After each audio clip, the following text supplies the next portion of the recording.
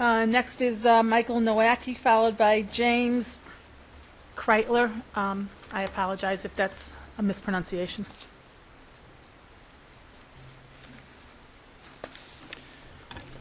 Welcome, Mr. Nowacki. Go ahead. Good morning. I have submitted extensive documentation in regards to my family case, which was adjudicated in the Stanford jurisdiction and transferred to the regional family trial docket in Milltown, Connecticut. I have also included, for the edification of those who are not lawyers, an extensive set of documentation pulled down that was collected by the law librarian, Lawrence Cheeseman, who did extensive work on case law in regards to the responsibilities of a GAL and the responsibilities of an AMC, as well as I did pull the statute in regards to the 16 qualifications and the exact language, which in fact was misquoted by the attorney who spoke earlier today. It just shows you how little people who practice law know about the law in this state. I am here today to address the subject of post-judgment appointments of attorneys for minor children who interfere with children's rights of informed consent that they are entitled to underneath the rules of professional conduct. This is another outrage that represents nothing more than racketeering in this state.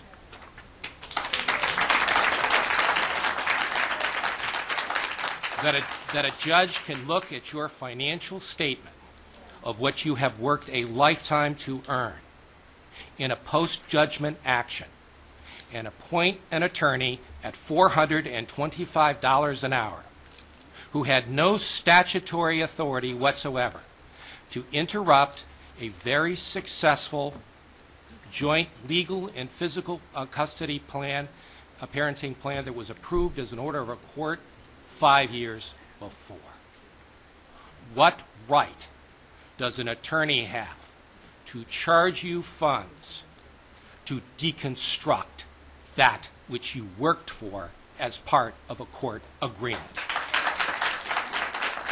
Once again, Mr. Nowacki, please.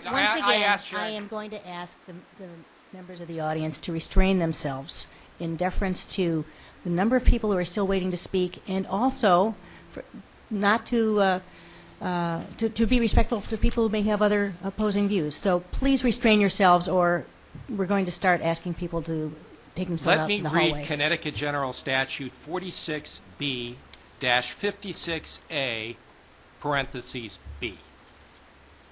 There shall be a presumption affecting the burden of proof that joint custody is in the best interest of the minor child where the parents have agreed to an award of the joint custody or so agree in open court at a hearing for the purpose of determining the custody of a minor child or the children of that marriage. What right did Attorney Veronica Reich have to file an ex parte motion for order in the Stanford court on December the 2nd of 2009 to violate my custody rights, which I worked tirelessly for over 5 years, to responsibly conduct myself as a parent, as a fit parent, in the best interests of my 2 children?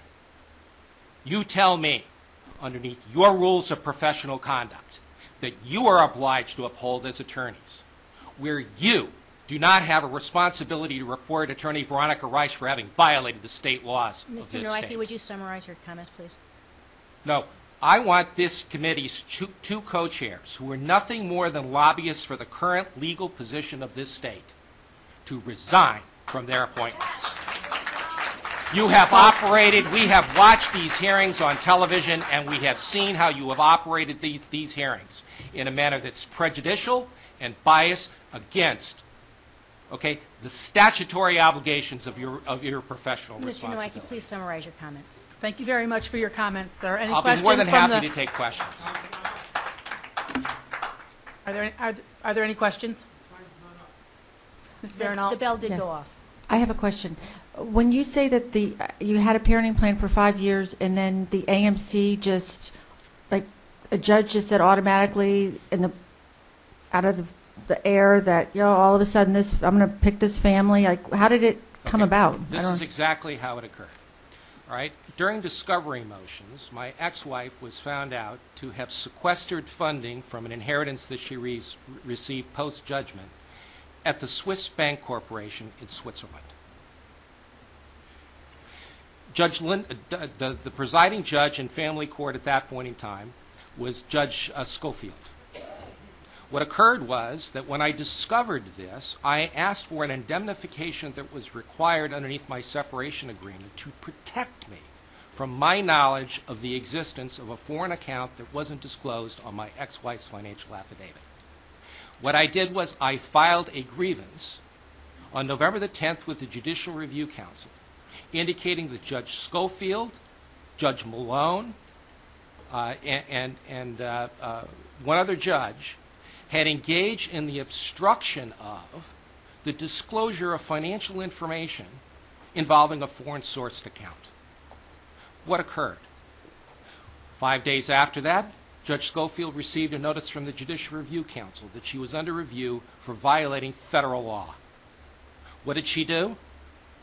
On December the 2nd of 2009, she declared a trial that was going on with another judge, who was Judge Stanley Nowacki, that had already had 5 hearings.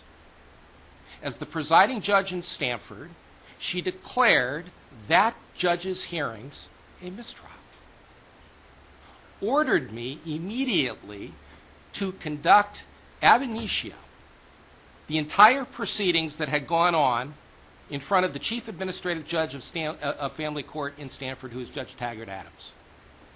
When I began to reintroduce all of the evidence that had been produced at that hearing, what did Judge Adams do? When I turned to Form 1116 on the tax returns and asked the question, where is that income on your financial affidavit? You know what the judge did? He told me, if you don't get to something substantive, I'm going to dismiss this witness. Mr. Nowacki, I don't believe your response is actually an answer to Ms. She Verno's asked me question what the regarding sequence was of what occurred that resulted in the severing of my custody rights. On that same day of December the 2nd, after this proceeding was convened up in Judge Taggart Adams, Attorney Veronica Reich excused herself from the court as the attorney for the minor children, claiming that she had no interest in the financial portion of these proceedings. She then took an ex parte motion for order downstairs to Judge Schofield. At 12:45, when the court recessed for lunch break, I was told to report to Judge Schofield's courtroom, where an ex parte motion for order was entered into that courtroom that removed my custody rights without a hearing. This is deplorable conduct. It violates every constitutional and civil right that exists in this country to due process and equal protection of our rights. And you know what? What occurred then is not only was my custody rights stripped, but I was ordered to monitored visitation. So on December the 1st of 2009, I have full joint legal and physical custody of my 2 children. And at 2 o'clock in the afternoon on December the 2nd, I'm stripped of every custody right in order to have monitored visitation to be with my kids. You know what that amounts to? Pay-per-view parenting. Okay? It is, and there is no statutory authority, absent physical abuse or emotional abuse that was not alleged in that complaint, that resulted in the severing of my custody rights. There was never a hearing on an ex parte motion for order, and the state statutes require one within 14 days. January the 22nd, Dr. Kenneth Robson, who conducted an absolutely bogus psychological investigation of this case, all right, who sits, by the way, on your training panel. Mr. Nowacki, I think you've responded to Ms. Verno's question. But that's not the end of this. What ended this, okay, was that my rights of self-representation then in the court were removed on January the 22nd. If there is another question by a member of the panel, perhaps you could address that. Are there any other questions by members of the task force? I'm sorry. You know, I appreciate all that you have to say, and we're definitely going to read your testimony. But in fairness for everyone else, I just want to just ask you one last question, just one answer, a one-word answer. Do you feel that in this type of system that when you challenge any of these people, that there is some type of consequences that comes back? Yes or no? Just yes or no? The answer is absolutely yes. Okay, thank you so much. Thank you very much. So the next person on the list is Mr. Weissmuller has a question, sir. I'm sorry, I didn't see your hand. Your story is very compelling. It is. It doesn't ring in line with any judicial procedure that I'm aware of, where a chief presiding would interrupt a trial that's already in progress. And I've actually served in a very small community where we had 3 judges. I was the chief presiding, and so it's disturbing to hear. Do you feel that in your written testimony you have fairly recounted all of this, so that we have a... The costs to this are not measured in the $230,000 worth of fees. Yeah. Okay? Mm-hmm. You cannot possibly imagine. It cost me my business career of 35 years at the CBS television network. Okay? It cost me a substantial portion of my retirement savings because I was ordered to pay those fees. I was sent to jail for 7 years while my fiancée was undergoing cancer treatments. And I was forced to purge that money out of my IRA accounts, for which now I owe federal income tax and state income taxes to this state. This is an outrage. Not only did this woman act unlawfully, she was permitted by the court to do so. There are laws that say that the presumption, when the parents have agreed to joint legal and physical custody, that if my ex-wife filed a motion for full custody, it was her burden of proof to prove that there was a substantial change of circumstances that didn't exist. My kids were denied their right of informed consent. They were 13 and 15 years old at the time. Neither one of them asked for the custody arrangement to be modified.